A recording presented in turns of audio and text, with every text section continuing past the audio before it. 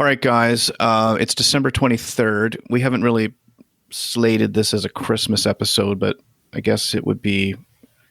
I think we should mention that it's the day before Christmas Eve, and I don't know if that day has a day. Does it have a day? I don't know that it has a name for that. The day before, like All Saints Day, or well, it falls on a Friday this year, so I would assume it will involve a lot of drinking for people.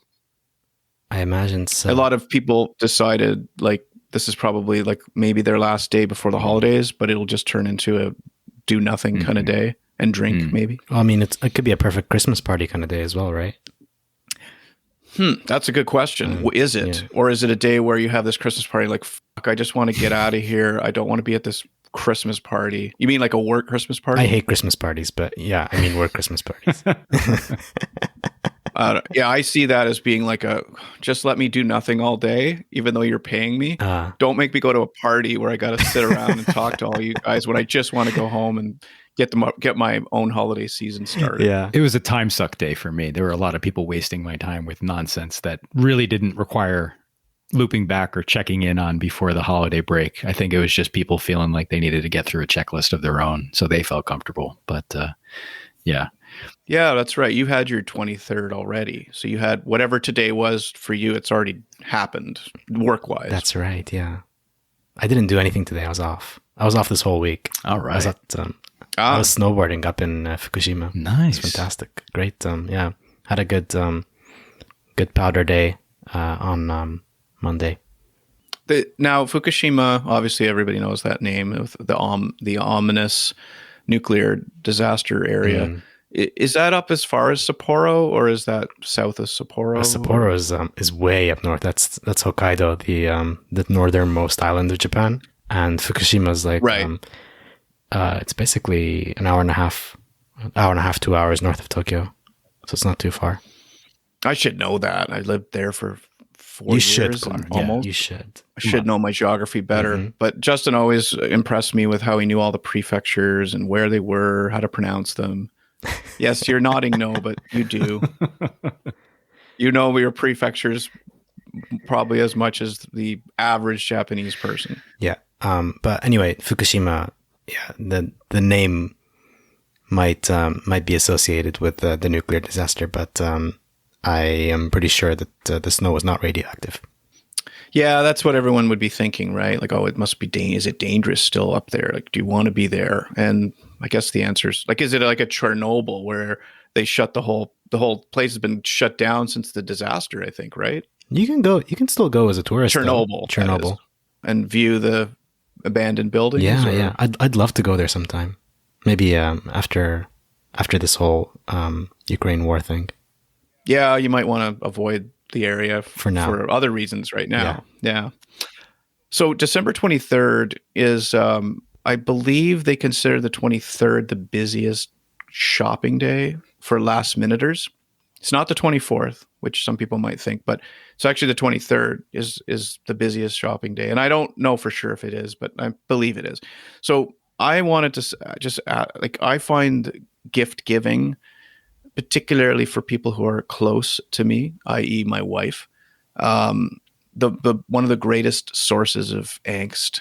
Do you guys get frustrated, or do you care? Like, what's gift giving like for you guys? Like, is it easy for you, or do you enjoy it or dislike it?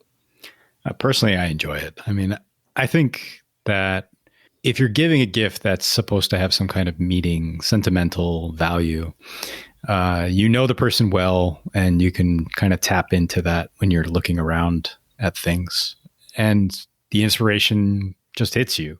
I think when you overthink it and you kind of get caught up in the traps of Western style advertisements that are very much kind of putting you in this position of angst or of concern. Oh, was he or she paying attention this year, to the cues, all that nonsense. That's it's very kind of like Hallmark holiday-esque in a way. It's like, it's making you feel something that you really shouldn't be feeling during a joyous time, right? This is, you're expressing some kind of connection with the person. You're not expressing love through a gift. You're expressing, a connection more than anything. And I really enjoy those things. I go to different, kind of holiday bazaars and arts and crafts type places, and I try to find things that are handmade and things that, you know, my kids or other people in my life will find value in beyond, you know, just a day or two from now, that maybe 10, 15 or 30 years from now, they'll look back on something like this as some kind of value that they find to it, to their connection to me or to the family or to other people. So yeah, from that standpoint, I don't really think of it like a pressurized situation. It's just more like, okay, I could tap into something here, my connection with this individual, and kind of enjoy it. Well, we know you're the guy that, so that's clear how you are with gift giving. You seem to enjoy it. And for me, my thing is I love seeing something just randomly and going, oh my God, the perfect gift. But when that doesn't happen, then that's where my angst levels go up. But I've only can count maybe like on one hand how many times I've seen something like that where it's like, oh, that's the perfect thing to get for that person. There's a linkage to it in some way that's an inside joke to each other where I found it and like I buy it and it's cool and it's fun and we all have a laugh. Sileem, what about you? Like is in whether it's birthdays and or whatever the occasion is this something that gets you excited, or do you get some angst, or how does it go for you? I typically try to be a neutral person, sort of balanced as best as possible in all things. But when it comes to holidays, birthdays, whatever, I just don't care. Like I do not care about birthdays. I don't care about my own birthday. For you? Oh yeah, I don't care about holidays. Christmas means nothing to me. And I don't like giving gifts. I don't care about receiving gifts. I do not give gifts at all. And if someone gives me a gift, then great. Thank you. If it's something that I want, if it's not something that I want, then I will say thank you, but it'll end up in my closet somewhere. And, you know, maybe this comes off as, I don't know, rude or whatever, but yeah, it's who I am. And I mean, I was really, I grew up not really receiving any gifts or anything from my family, so it really sort of growing up, it didn't really mean anything to me. Is that a tie-in, do you think? Is that why you think? Yeah, is that why you are? I think so. Take that approach, or I think so in a sense, maybe. But yeah, so it really doesn't really make doesn't really matter to me. But I do agree with your point, Clark, around if there's something that I find that I would think is perfect for someone as a joke, for instance, or just because it just it suits that person so much, then I'll buy it not for an occasion, but just because it's something that would be really cool to give someone, right? Because those are the best. Yeah. So that I'm totally for, but giving someone something because there is a prescribed occasion, I don't really care much for that. And what about your wife? Like, what does she think about birthdays? Like her birthday, does she expect a gift? Does she expect a gift that had creativity and thought behind it? Like, how does she feel? Clark, no, I got to jump in here. Clark, Salim's a genius. He doesn't have to buy any anniversary gifts. I mean, come on. He's set. There's no 5, 10, 20 year. So it's just out there. Exactly. I'm not a gift giver, and that's how it's how it is. From the very beginning. From the very beginning, I was like, I don't give gifts. I don't need a gift from you. And yeah, well, let's save your money, right? You are the gift, and I am the gift. I love that. That's it. That's it. Taking notes. Yeah. All right. I don't want to dwell on the World Cup, because I feel when people listen to these episodes that they say, "Oh, World Cup," they're going to talk about the World Cup. The World Cup is over. Like, please don't make us listen to a whole recap on the World Cup. I do want to just ask one quick question. Did you guys watch the Argentina game and like the final? And I heard on the radio the other day, they did a little segment saying this guy was claiming this was the greatest sporting event of all time, that it trumped every other sporting event. It was the best, the greatest. It was the GOAT of sporting events. And do you guys agree with that statement? No. No, it was a good game. I think that the first 20 to 30 minutes that France was out there, they were very disjointed. They didn't seem like they were playing in the same game that Argentina was playing in, and then they kind of woke up. And then the game kind of went back and forth, and it had really great late second half extra time, and the PKs were pretty good too. But that being said, I would say Argentina, congratulations, but also be thankful that some key players like Benzema and Pogba were injured and not in the World Cup this year. I think it would have been a slightly different story if France was running at close to full speed. So it was a great match. So you clearly watched it. You watched it. My eldest actually asked to stay up. And we were watching episodes of Andor, and then at midnight local time, we watched the World Cup until he fell asleep about a bit past halftime, and I stayed up watching it. Okay. And you watched it, Sileem, or was that too late for you? No, past my bedtime. I think the whole greatest sporting event of all time is a really tough one, especially if you're not. I mean, that's different. That means different things to different people. Like I can say the Batista bat flip game 5 of the that to me was possibly one of the greatest sporting events I've certainly personally witnessed. You know, and Edwin Encarnacion hitting the wild card game-winning home run. Wow. Joe Carter's game 6 home run to win the World Series. Like, you know, I think part of it depends on the sport for that individual. Like if you're going to look at it personally, soccer is a sport I don't really watch. So if I just, measure it, it was a fantastic game. Absolutely. I even said to my wife, we were casually like, we're not soccer people at all, but I said, this is amazing. I think this is the best soccer game I've ever seen. But I would not declare this the best sporting event of all time. All right. So we have something we were bouncing around that about borrowing money from people. And I got to thinking about this when I was traveling a couple weeks ago. And when I travel, that's when weird ideas sort of enter into my mind. And it got me thinking about my dad talking about a guy he used to work with that was a little bit younger than my dad. And then I ended up working with this guy. So I knew him. He was a guy we mutually knew. And anytime I bring this guy's name up to my dad, he told me, well, I was traveling in Montreal with him and he borrowed $100 from me because of some reason he didn't have it. We were traveling. Maybe this was back in the days where credit cards, I don't even know how things work. It's like the late 60s probably. He, for whatever reason, borrowed $100 off my dad. And my dad made the point of saying, and he never gave it back. He never paid it back.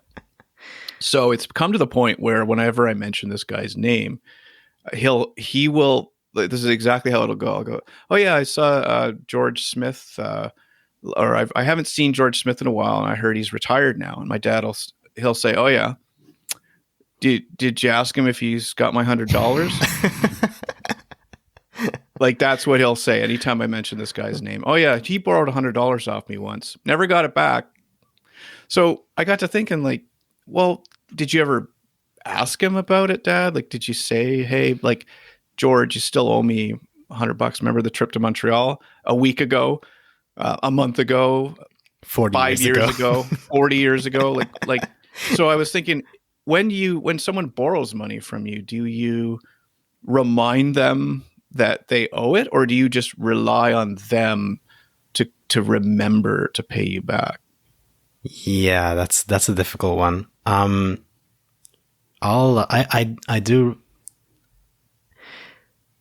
guess it does depend, right? It depends on the person, depends on sort of the circumstance. When I was in college, my friends used to call me my last name Horie. They used to call me Horie Ginko, which means Horie Bank, because I used to lend people money. I used to be quite responsible with money. I guess I still am. Yeah. And would lend people money, but I would always make sure to. Pardon? You have a ledger? I had a memo on my phone, but I would remind people, like a week passes, I'd be like, hey, where's that money? And and every once in a while I'd throw in a joke, right? A threat or two. Or... yeah, a threat or two is like, I know where you live, by the way, and I won't be afraid to break your legs if I need to. Yeah, those are nice kneecaps. You want to keep them? Yeah, exactly. And what sort of sums would these be? Like $5, $10 kind of thing, or were we getting into like the hundreds of and the thousands here? On a few occasions, a couple hundreds, but never more than that. Yeah. And what would they borrow the money for? Or did you get into that? All sorts was of that things. Part of the lending reasoning? Like, I mean, what are you using the money for? It would be part of it. I mean, some friends, want to buy a Christmas gift for my girlfriend. It's like, oh, fuck. Christmas. Back to gift giving. Imagine the angst this person had, not only to figure out what kind of gift, but they actually didn't have the money to buy it. Right? It's like, you better pay me back for this. Yeah, that's double interest for that, right? Yeah, double interest for that, right? Exactly. I never charge people interest. Maybe I should have, in retrospect. Don't worry, the statute of limitations is out by now, I'm sure. So you lent money, and you like, what about now? That was back in, when was that? High school or college? College. Yeah. So you lent 10 it years out. ago. Yeah. You were comfortable lending it, and you were also comfortable asking for it and reminding people. Yeah.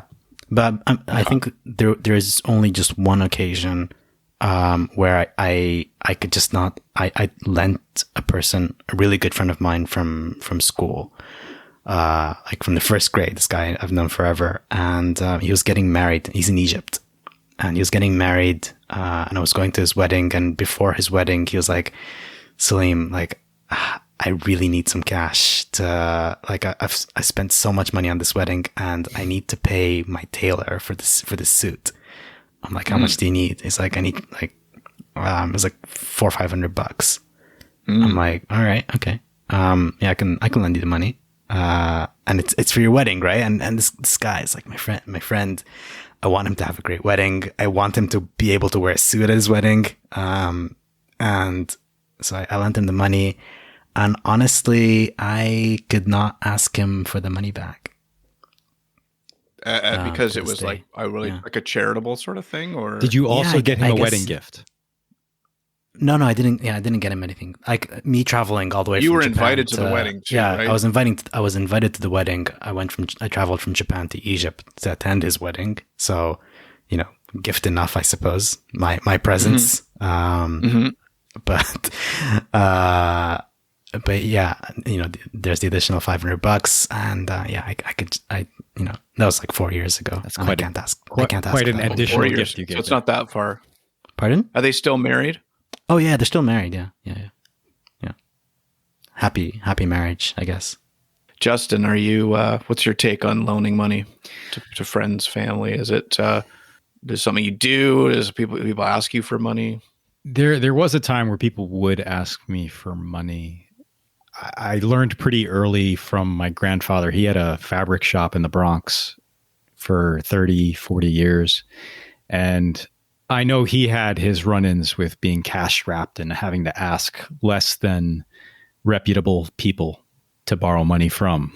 Let's say money sharks, loan sharks, basically, with very high interest rates, predatory, basically the original predatory loans. And whether it be because of his own experience with that or lending out money to his friends, because he always liked to be the gregarious one who always kept the people around him happy in some way. He passed along some wisdom early on, which was basically any money you're lending out, just consider it money you'll never have coming back. So if you are willing to lend it, just consider the fact that you may never get it back, regardless of what you may think of the person who you're lending it to. Words of wisdom.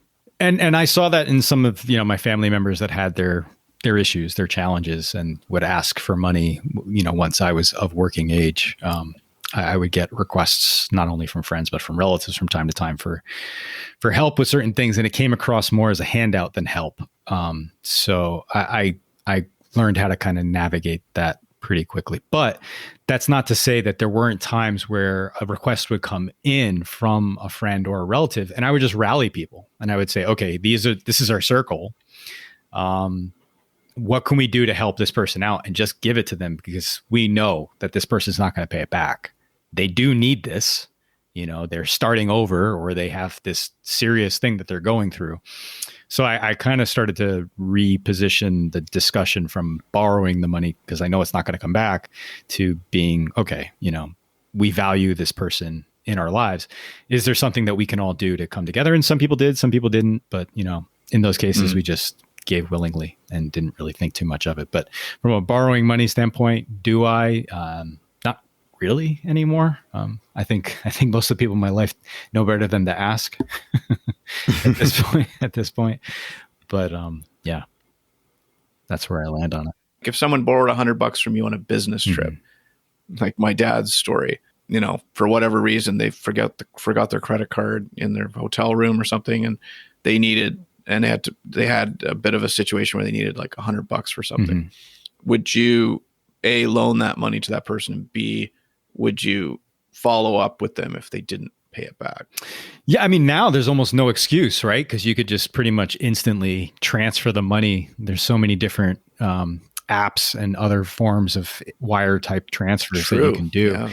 It's almost impossible not to. I'll let my dad know that, he can email transfer it to you. Well, it's actually, this is kind of quite prescient. Just the other day, a friend of mine had to go back into the hospital because he had a surgery on his leg, and he ended up having an infection and having to go back into the hospital. And he's going to miss Christmas and New Year's with his daughters and his wife. And I said, listen, you're going to be stuck there. Why don't you just send me somewhere? I'll pick up what you need and I'll take care of it. And he's like, that would be awesome. So I just sent him photos from a shop that his wife frequently shops from. And we picked out some things for her, picked out some things for his girls. And then that night, I sent him the receipts, and he transferred me the money via one of the apps. So did I need to remind him? No.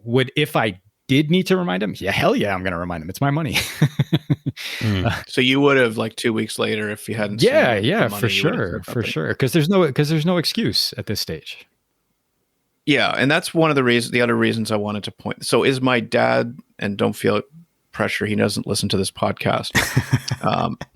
My luck, this will be the one he listens to. But is it a bit of a passive aggressive approach to take? Because that's how I feel my dad is being about this. It's like, it's so many years ago now, but I feel like if you loan someone money and you remember it, and it comes to mind when you see the person or whatever, that not saying something, there's a little bit of a passive aggressive thing going on. Like, well, I'll just wait to see if he remembers, and so I just feel like that's not good. Like, just it's just something about holding that over. It's like a marker, right? It's like you hold it over them. Yeah, yeah. It is. I don't know. Yeah.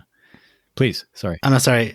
I don't know if it's passive aggressive, but I mean, with that one friend that I lent money to for his wedding thing, I mean, I can't ask for it, but is it something that will always be there? I guess, yeah. I mean, do you hint about it? You see, you put little references in, like, never. No. Dressed nice. They want to say, nice sweater. Yeah, I've seen you wear suits in the past, and you look pretty good in suits too. So, no, I couldn't do that. I couldn't do that. And honestly, you looked great on your wedding day. Did I mention that? It's just fantastic. Just like drop those hints in. Hey, I wonder if what do you remember about my wedding, Sileem? The food was great, and yeah, you looked great. The way you were dressed, that suit was in that suit so well. Yeah. What were you wearing? No, I can't. I mean, who was the designer? Horier? Horier clothiers. Clothing. Yeah. I mean, look, but if I really wanted the money back, I would ask for it. But I don't. I honestly don't. But because he never offered to repay the money, that's what lasts, right? It's not that I want the money back. It's the fact that he And, I don't think he'll ever listen to this podcast, but, if he does, yeah, I want people to remember the money that they borrowed, because I would remember the money that I borrowed. And these things happen, right? I mean, nowadays I don't really carry cash around, but there will be every once in a while a place, a restaurant or whatever that requires cash. And maybe that person doesn't have like one of the apps that I use to like transfer cash around. So I'll be like, okay, I'll pay you back in cash next time I see you. And I'll memo that, right? And make sure that whenever I see that person the next time, I pay them back, whatever I owe them. I'm that kind of person. Well, not everyone is, but yeah. That's another thing too, is that if sometimes you do forget about things. And to me, if I was George, my dad's friend, I would want to be reminded. Maybe he legitimately just forgot. And I guess that there's the argument, well, no, you should have remembered. But I do think that I would be mortified if I was this guy George and I forgot that I owed my friend at the time or business associate $100. I'd be like, first of all, I'd be like mortified that I forgot and I feel terrible. And then I'd be like, and this guy remembers it 40 years later. Wow. Yeah. I don't know if this is for your personal outlook or if there's anything culturally in how you approach the situation, Sileem. I ask because not all Latin Americans, but a lot of people I know in the Caribbean, they have no problem telling you about the money that you've borrowed, that you owe them. It would be more like, I've lent you this money. We're leaving whatever we're at, a dinner, a party or whatever. And it's like, all right, I'll see you later. Or I'll see you next week. It's like, yeah, I'll see you next week with that $50 you owe me. Like that, it's coming out like in the same, occasion, meeting or whatever. Right. And it's not uncomfortable because it's a fact, you better have my money, but also we understand each other that's going to be taken care of the next time. And there's no friction about it because it's just handled, I guess, not like seriously, just lightly in a way. Right. Yeah. Yeah. Sileem, you bought tickets to a game. We were going to go to I think one of the Japan series games, and the game never ended up happening, but you had to pay. Did I pay you back for that? I can't remember. I think you paid for it. And then I did pay for it. I can't remember. I think you did pay for it. I think you did pay me. Oh, I definitely did. Yeah. And I mean, that was also like, I don't know, $100 or something like that. I probably asked you. Now to the listeners, Sileem is currently flipping through the ledger on his desk. All right. So we had some topics that we collectively put together. We thought we'd do it in kind of a, quick snippet, rapid fire, whatever you want to call it. And so we're just going to go through these. The one that we first listed here seems to be similar to almost the last one about awkward conversations, but I'm going to just go for it here. So TV in the bedroom. Do you guys have a TV in your bedroom? Do you agree with TVs in the bedroom? Sileem, TV in the bedroom? No, I don't have a TV in the bedroom. I would not want a TV in the bedroom. Why would you watch TV in the bedroom? Lots of people have TVs in their bedroom. It's a thing. Yeah, I know it's a thing, but I wouldn't do it. I mean, I guess some people use it to fall asleep too. They put a timer on and it goes off. Also, here's one last point. Generational thing. Smartphones, right? I've probably I would probably sleep looking at my smartphone, and like my wife would probably be doing the same on hers, right? So it's not like you're watching something, but rather it's like you are watching something, but it's on your phone. Justin, TV in the bedroom? No, I mean, kind of piggybacking on the last point that Sileem was making there. I'm headed in the opposite direction. I'm trying to move as many digital devices away from me as possible. I don't have the charging near me on the nightstand or anything like that. It's on the other side of the room. I have a little space that everything is over there. Myself, my own devices and the kids' devices. So it's all just not monitored, but just separate. So it's not the first thing that any of us reach for each day, because I don't want to end my day stimulated in that way, and I don't want to begin my day stimulated in that way. Some people like to curl up in bed and watch movies and stuff. And I just don't like that association of sitting in the place I sleep and watching a movie. It's kind of gross to me. Something about it. I don't like it. Like a hotel room, that's typically where you watch TV, right? Because it's in the room, but it's different. Hotel room's different than my bedroom.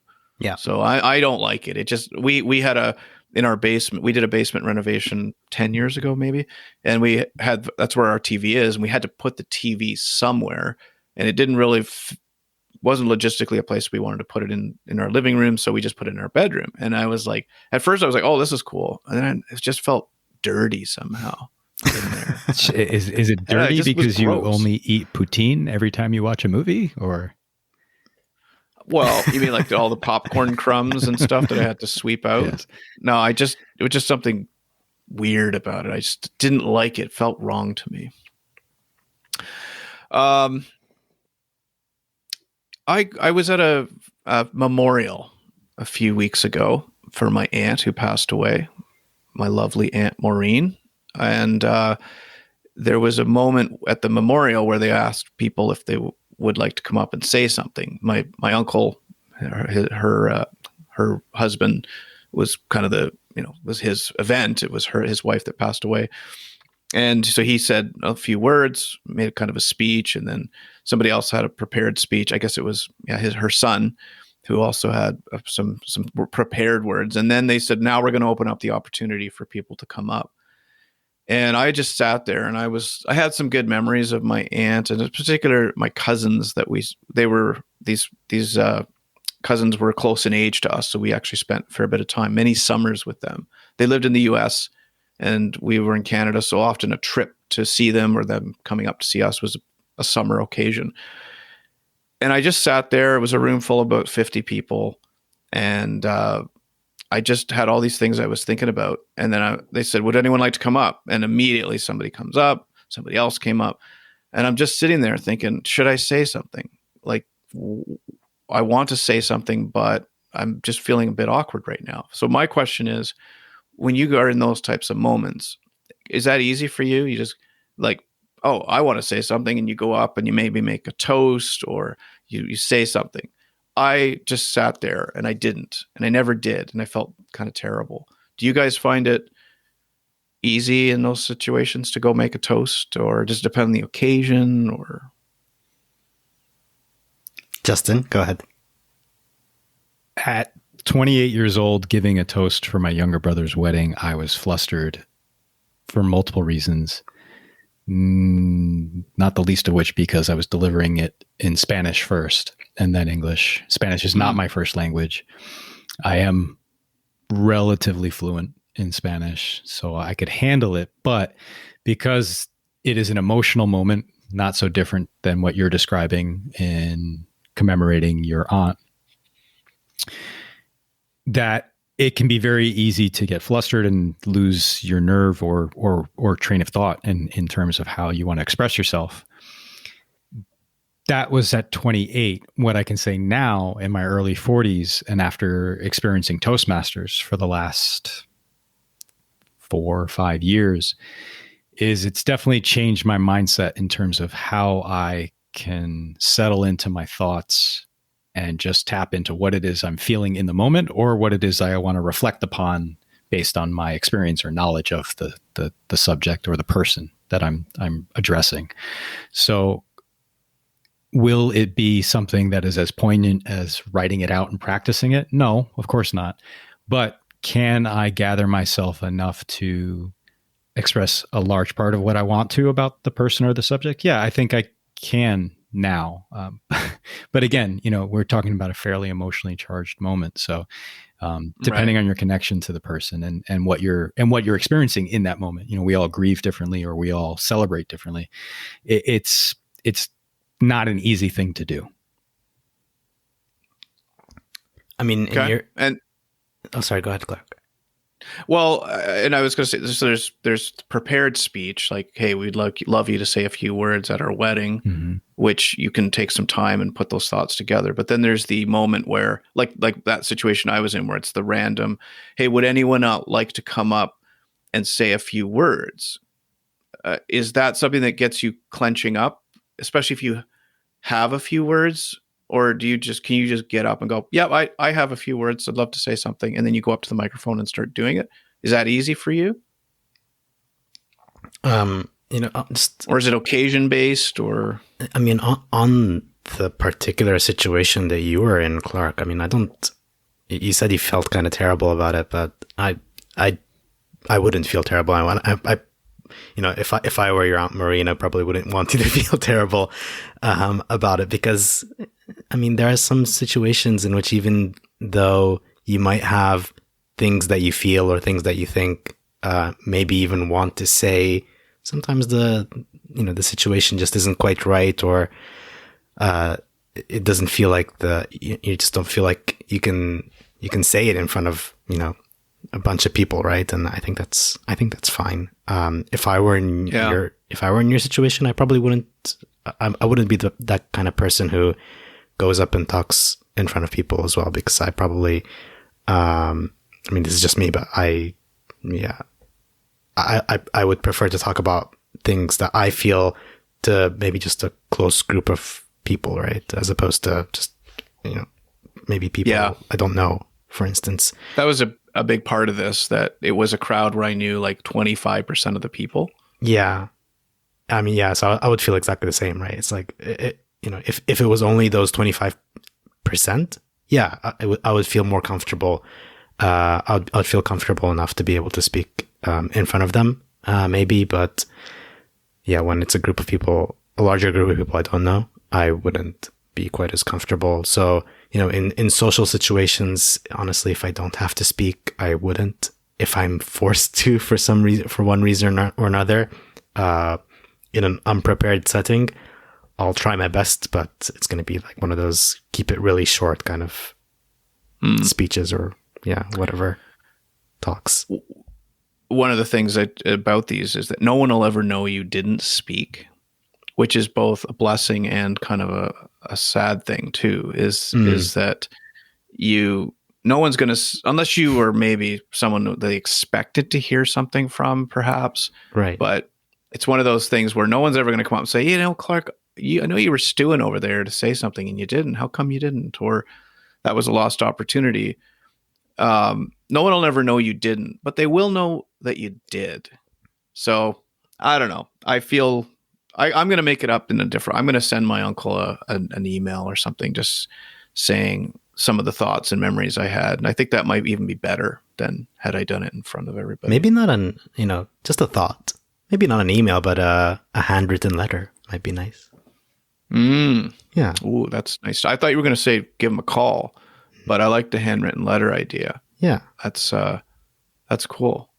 Very traditional. Yeah, I like that. Cake or pie? Do you guys eat either of those things? Do you have a preference, one or the other? Or I think pie is translatable across all kinds of different experiences and timings. I think cake is very celebratory in a way. And at least to me it is. I'm just not I'm really in the mood for some cake. It's like I could be in the mood for some pie, but if I'm having cake, it's usually because it's something commemorating something. Sure. Maybe it's the champagne of desserts, in a way, minus the heartburn and headaches. So you like pie? A specific pie come to mind? Oh gosh. I mean, apple pie, especially around peak season, is fantastic. This is not a pie. I'm going to cheat here. It's a cobbler. It's pumpkin cheesecake is a personal favorite in the fall. In the Northeast, you'll be able to get really good pumpkin cheesecake from time to time. Is pumpkin cheesecake a pie? I don't know that it qualifies. I think it's a cake, but it has cake. It has cake in it. It has cake in it, but it's the crust of a pie. The pumpkin cheesecake is at least. It's not just. But cheesecake in general is cheesecake cheese is cake. Or that's what I was going to ask because I love cheesecake and I'll have cheesecake anytime. But is cheesecake a cake or a pie? Are we veering into is a hot dog a sandwich? I think we are. Covered on a previous episode, one of the old ones. Sileem, are you a cake guy or a pie guy? Well, I just like cheesecake. And so it comes to that sort of, I guess, semantics, I guess. Are we talking plain New York style cheesecake, blueberry cheesecake, a little bit of a, compote on top? What are you thinking? I'm thinking sort of New York cheesecake. Yeah. Just that's it. Will you eat pie? Like, do you? Had a nice apple pie there. I love pie, but I like cheesecake. Okay. Some people say cooked fruit is terrible. Can't even consider the concept of eating cooked fruit. I mean, the cooked fruit in pie is almost is jam like, isn't it? Yeah, It's not like you just took the apple and put it in the oven. Baked apples. There's another one. They're kind of weird to me. I don't know about baked apple, but that's cooked fruit, pie. I think. Yeah, whereas a pie is a bit different. Yeah, it is different. What about you, Clark? I like both. I would say in the past, cake was something I would never really eat. Like my brother-in-law is a huge cake fan and a listener of this podcast. He's always loved cake as we were growing up and into adulthood and even to now. He likes cake, and I was always, I don't really eat cake. Like you, Sileem, sorry, or Justin. If it's occasion based, it tended to be when I would eat it, but I would never willingly go out looking for cake. But now I do like it. I will eat cake anytime. I like pies as well. I like apple pies. I like cheesecakes. I like cherry pie. I like pecan pie. That's probably one of my favorites, pecan pie. And so I eat both, but if you put one in front of me, it's probably going to be how I'm feeling in the moment, but I'll probably go for the pie first. Clark, you just put cheesecake and pie in the pie segment that you just said. So is cheesecake a pie? Yeah, I don't know. It's a dessert, but is it a cake? It's not a cake. Is it is it a cake? Because is it more cake or more pie? What's the image of cake? Is it like a shortcake? It's the cake. Spongy thing when I think cake. Yeah, with I don't know. It's a tart with cream. Yeah. Clark. Yeah. It's considered a tart apparently. Oh, you looked it up. Yes. A cheesecake is considered a tart. Yes. I don't know what let's leave it. I don't know what a tart is. Yeah. Moving on. Well, let's definitely leave it at that. All right, we're moving into what we're watching, what we're listening to, reading. We make it a wide array of things, and I am currently reading a book called Limitless. It's as part of our real estate, we have a book club, so we do a book of the month, and this month is Limitless, which I think I shared with you. A guy named Jim Kwik. It's Limitless. Upgrade your brain, learn anything faster, and unlock your exceptional life. And I'm only about 62 pages in, and there's a few things that jumped out in here that I really enjoyed. Very early in the book, it talks about how digital is affecting our brains, digital deluge, too much information getting thrown at us, digital distraction. We just says here, before mobile devices, we would say, be right back all the time when we were online. We don't say it anymore. We no longer leave. We live here now because of our always on, ever connected devices. Yeah. We're struggling to find connection when we're with friends, family, stay focused at work. And then digital dementia. When's the last time you had to remember someone's phone number? Or map, like going somewhere. No one thinks, how do I get there? They just type it into their GPS and the thing tells you where to go. And then the other one was digital deduction, which is we just get we make our decisions based on going and searching for it. Like, you got a problem, Google it. You don't even take the time anymore to go through like, hey, what should I do here? It's like, if you're going through something, it's like, oh, look it up. Hey, how do you deal with people who don't return money to you or something? You just Google it. What do I say to my friend who owes me money? Like, how often do we actually sit down and think about this stuff? So I think there's a lot of stuff. I'm only like 60 pages in, as I said, but this is about how to, like, there's a quote on the front. Jim Kwik knows how to get the maximum out of me as a human being. So I'm looking forward to diving into this a bit more and sort of observing how I can maybe be more engaged. And you'll have to come back to us once you finish the book and let us know what you've taken out of it. Yeah. I think the concepts are fascinating. From myself, I'm kind of gearing up for some potential projects, and I've been revisiting some things around the employee experience and some organizational development related books.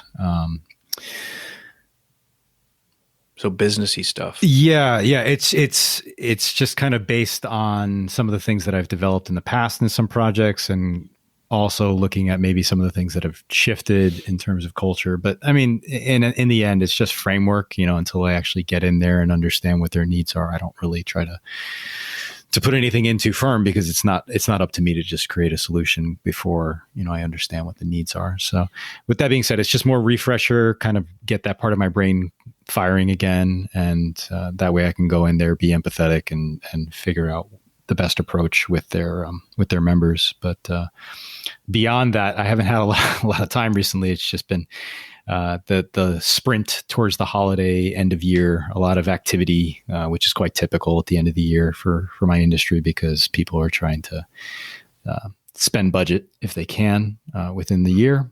One, and then two, they're also going away. So they're kind of working through their own checklists and trying to clear as much before they do take off. And especially since I work with a lot of overseas based companies, a lot of leadership will fly back to the US or to Europe or other countries for, 2-3 weeks on end. So, it means not radio silence, but it'll be a lot quieter starting next week through the second week of January. So, is there a specific book or? Well, there's one book that's really good if you are interested in this. You don't have to necessarily be an HR practitioner. The Employee Experience Advantage by Jacob Morgan. How to win the war for talent by giving employees the workspaces they want, the tools they need, and a culture they can celebrate. That one came from a project I did with a US-based insurance company years ago. Stayed close with their chief diversity officer and a few other members, and we kind of share resources from time to time. And this is one of those books that kind of got thrown into the library amongst us that we've all pulled some different tools and pieces from. Sileem, what's on your reading list or your? I haven't been doing much reading recently, but I have watched House of the Dragon last week. Of the Dragon? House of the Dragon. So it is... House of the Dragon. House of the Dragon. It is a prequel to Game of Thrones with events happening. I think in the beginning it said like 200 years before the events of Game of Thrones. And it was awesome. Loved it. I found it interesting in the sense that it's this first season is really to help you build an understanding of the characters, and I think it's kind of setting up for a longer run of multiple seasons, and the events happen over, I think, of a fairly long span of time in this first season, right? So it's almost like you see the characters age like many tens of years. And so I found that sort of fascinating as they kind of sped through the lives of some of the characters as they built them up. But in general, it was really awesome, and it gives you a really nice understanding of who the various people are and how they end up linking into the Game of Thrones sort of saga. if you watch that. So anyone who's watched Game of Thrones, I think watching House of would the enjoy Dragon is this. definitely would enjoy it, and it's definitely a must watch. Seems like there's a lot of series now that are going to these prequels, like Yellowstone, for example. They're and I don't know if it was always set out to be this, or whether they saw the success of Yellowstone with Kevin Costner. There's now going to be, I think, 2 different series based on previous timeframes of the generation of the family that's featured in this story. And Sons of Anarchy, if you've watched that series, there's a prequel, I think, coming on that that goes back in time to the main character, that the Teller, I think is his name, or James Teller. Max.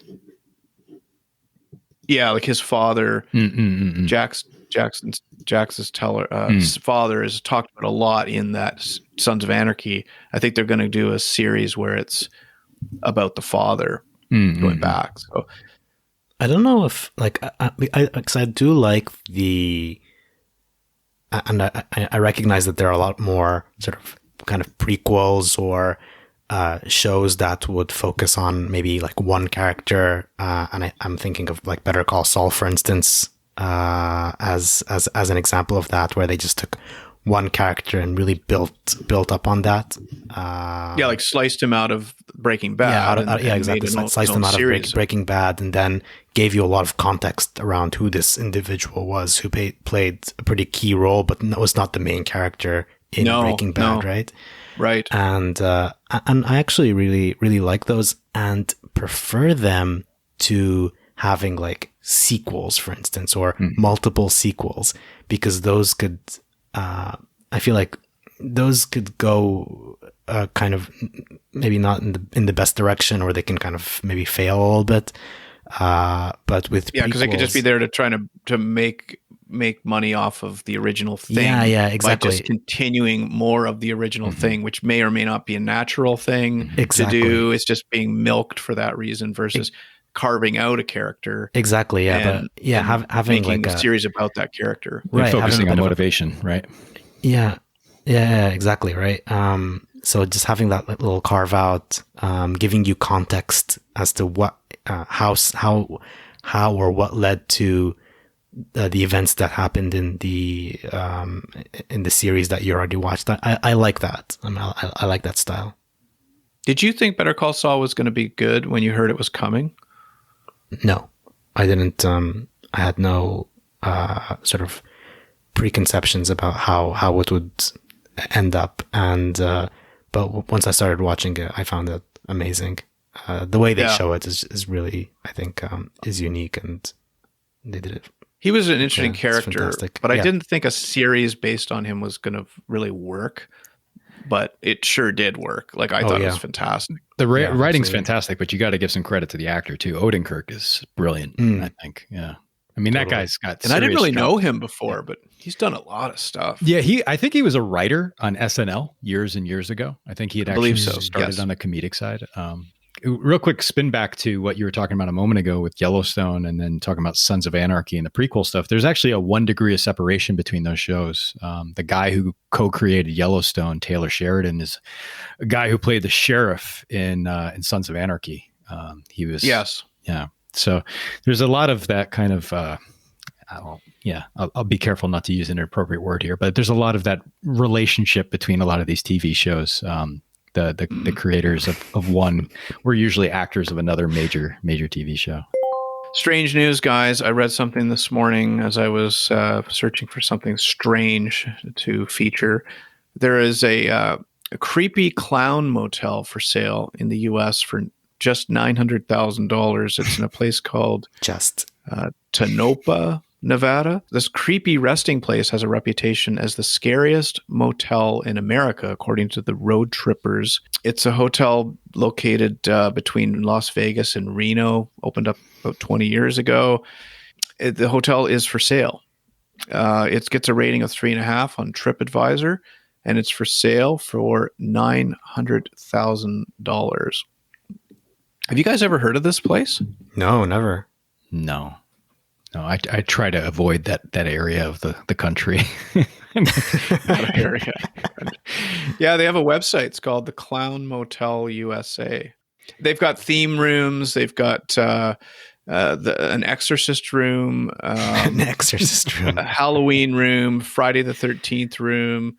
And I mean, you mix up horror movies like that and clowns, that sounds pretty freaking scary to me. Dolls and figurines, and yeah, we're definitely creeping into the horror. I guess category here. I guess the first question that I would have is, do you guys think clowns are scary? I think clowns are from an era that just doesn't really fit anymore. I do think they're scary, and I can't imagine a clown entertaining me in a comedic way of making me feel happy. No, yes, they're scary and they're sad, and that's kind of, I guess, part of what they're playing up. But Right. yeah. I like, we never had any clowns entertain our kids at any birthday parties. Justin, your thoughts on clowns? Yeah, I'm not going to be careful here. I'm just going to go for straight cancel comment here. Clowns are priests who were willing to commit to the bit. Explain that. Yeah. Being creepy and fully owning it rather than seemingly pious and holy. Okay. Yeah. There's a lot wrapped up in that statement. I'll leave that there. Yeah. All right. Then we had another story about Japan, and this story. I like this. We're doing a double weird news. A double weird news. One from America and one from Japan, where you guys are. West Japan Family Leisure Facility, this is the headline, used visitors' lost cash to buy sundries. The government of this West Japan city announced December 19th that a family leisure facility it manages had been using cash left behind by visitors to purchase paper cups and other items for years. You guys might be able to explain this a bit better. So what is a family facility, family leisure facility as it's described here? And if I understand it, people left like coins and things behind, like where they were sitting, and then they just gathered it up and spent the money? I'm not Justin, sure. It's like a recreation, like a place where sort of families can go. I think that's it. It's a rec center. Yeah. Right. Yeah. Like a rec center. Yeah. Okay. Yeah. Right. Okay. Yeah. So, I mean, because you have certain things related to social insurance and your funds going towards certain things that you'll have access to. Some towns have those things kind of tucked into the library facility. You know, you'll have a library, and then within the library, you'll have like ping pong tables and game rooms, kids and all play kinds areas of and kids stuff. play area. Yeah. Exactly. Yeah. Exactly. Yeah. I think in some of the newer developments, because this is how politicians basically get voted into office in a lot of these, far-flung towns throughout Japan, is they put forward a project like this, and then if they get approval for it, then the constituents want to vote for them and keep them in office. And what makes this a controversy, so to speak, is in Japan, it's almost like a chain of custody, right? If money is turned in, that money is supposed to be officially recorded. And if the facility itself can't record it, they will, bring it to the police. And the police oftentimes will kick it back to the facility if they don't have a specific date and time when this money was found, so they can actually notate, to whom this may belong based on when they go to claim it. And apparently they hadn't been doing that properly. And then when they investigated it a bit further, they realized that this facility had stolen a grand total of around $40. Now, granted, there were other facilities that had kind of gotten looped into this story as well, in terms of potentially upwards of a few $100s at another location, or several locations across several locations. But if you averaged it all out across those locations, it'd be pretty close to the same amount, around $40 at like the original location. Right. So, the comment that in the preamble to our episode was made, was just kind of Japanning, right?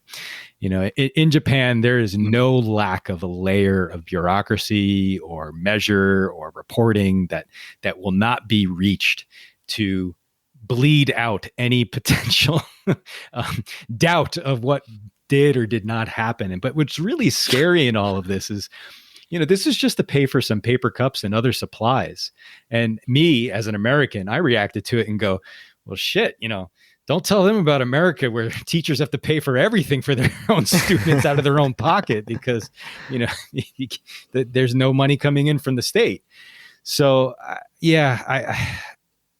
the comment that was made in the article was basically they were asking for forgiveness for an abuse of trust. And the insinuation is basically saying, if we're doing this, we could be seen as being a mistrustful place for the community to utilize. And in concept, that sounds interesting, but the drama of it all and the over bleeding of this horse until it's been run dry is a bit much in my mind. It's pretty dramatic. The article reads a lot like an Onion article. I don't know if you guys have read the Onion, but the way the wording of this thing that they talk about. Just the way the articles were. I don't know. Maybe it's because it's been translated, but like the way it's described, it's so serious that the words that are used. Like it's a grave matter. Like this thing that money had. The excuse had been that the money had just been left lying around, as though that kind of an excuse it would be related to like $1,000 when the quantum of the phrase money just left lying around, it, to me sounds like, $2, $10. Okay. Add it all up, like $1.50, add it up and it turned into a total of $30. That does sound like money left lying around, and it's a legitimate thing to say versus a poor excuse of like, well, I just kind of found this $1,400. It was just laying around. Like, so it's funny. Just, it's got this sort of serious edge to it, but like you have to almost wonder, is this just like a joke? But as you said, thanks for looping that back. Japanning.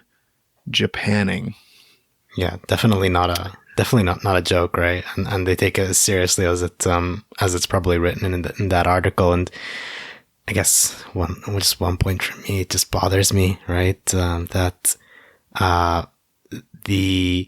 considering the amounts, the taxpayer money that is probably being wasted on these just investigating investigating these inquiries. I mean, it's in the main. This is mainstream news, right? It's big enough to be in mainstream news. So, that just bothers me. I'll leave it at that. Well, guys, that's it. We've run out of time. Always a delight to get together, and I know you each celebrate or don't celebrate the holidays in your own ways. So have a good next week or two, however that might be celebrated. And Justin?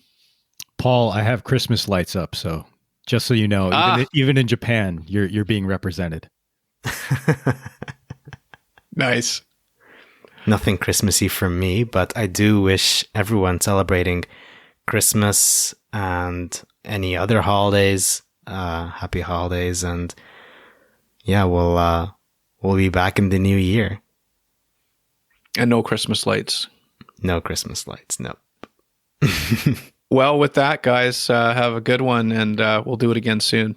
Thanks, Clark. Thank you.